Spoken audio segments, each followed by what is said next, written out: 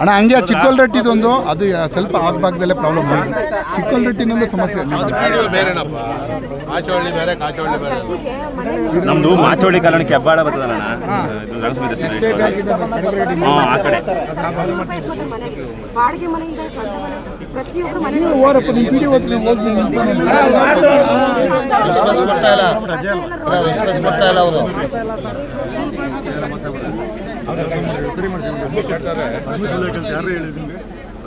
ಈಗ ಅವತ್ತು ನಾನು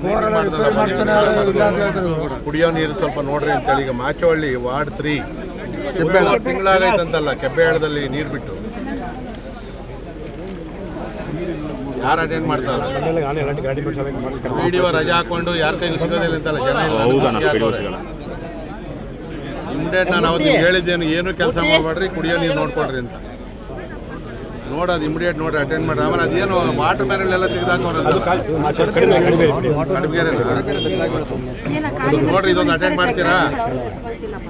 ಇವತ್ತೇ ಅಟೆಂಡ್ ಮಾಡಿ ನನಗೆ ನೀರು ಪ್ರಾಬ್ಲಮ್ ಸಾಲ್ವ್ ಆಗಬೇಕು.